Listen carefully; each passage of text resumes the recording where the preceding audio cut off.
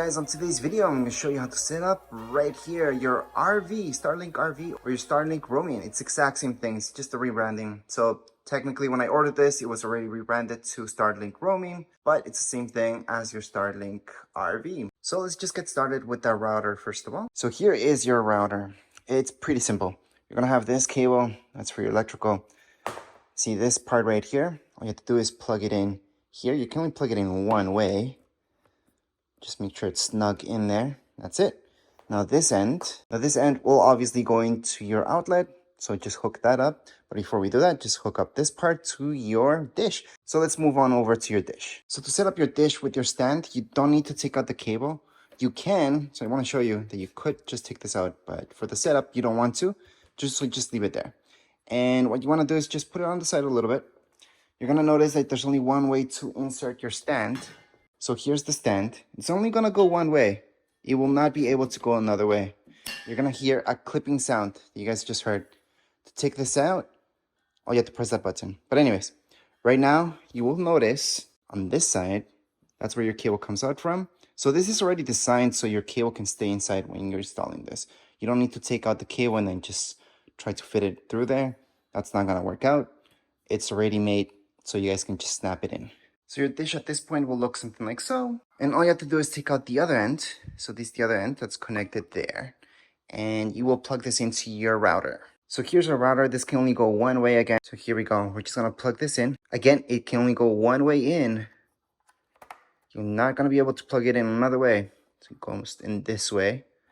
And we are set up. So the router itself will go inside your house or your RV, your campsite. And then the dish will be outside. Could be going on your roof, for example, or on the floor where there's no trees around it too close. So they cannot be way too close to this. It's just not going to capture a signal. It's not going to work out. So you want to leave this in a space that's pretty open. So they do specify that a lot within the manuals. So here's how the dish would look like if it's connected to your router. Obviously, you wouldn't have your router that close. Cable's really long, so you don't need to do that. And your dish will move by itself just to calibrate where it's supposed to be going towards. So it's going to point a certain direction and that would be it. But at this point, you're pretty much ready to go on and take over everything, the setup from your phone. All you have to do is just hook that up in the outlet. So again, you're supposed to plug this into an outlet and then just go to your phone or tablet and do the whole setup from there. Right into your app store. Now this would be the exact same thing if you have an iPhone or iPad. Down here below, you're going to see search on the bottom right hand side. Just tap on search. Up here, you're just going to type in Starlink. Look for it. And then what I usually never say is to tap on the very first thing, because that's just an ad. It could just be a totally, completely different app. What you want to do is scroll down a little bit, and it's going to be the second one. So here we go. We could just press on get, or you guys can open it up just to make sure it is. And this is the official one. So this one's the one that you want to download. So just press on get. Once you do that, it's just gonna go ahead, verify, and it's gonna start the download.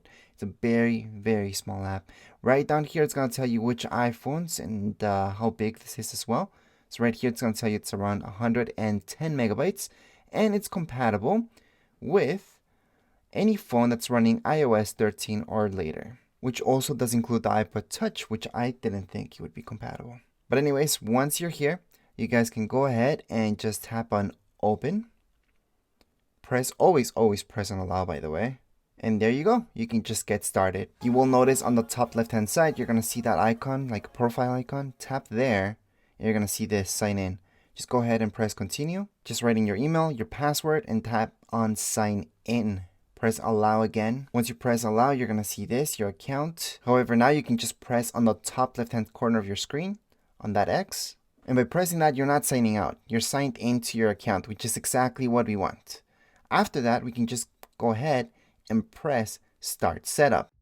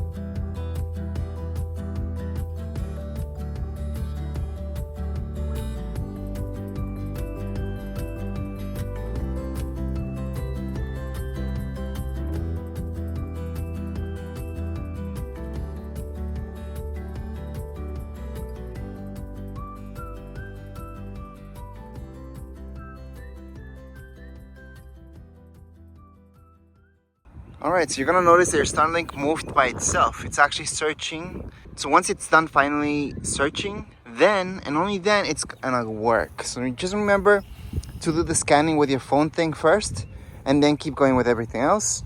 So then you're gonna get a connection. Or else, sometimes you're gonna be stuck at that thing where it tells you to connect to your Wi-Fi, but it doesn't really do anything, although you're already hooked up to your Wi-Fi from your dish. All right, so at this point, that's it. That's it for the dish. That is all we had to do. Just run that speed test just to see how you're doing.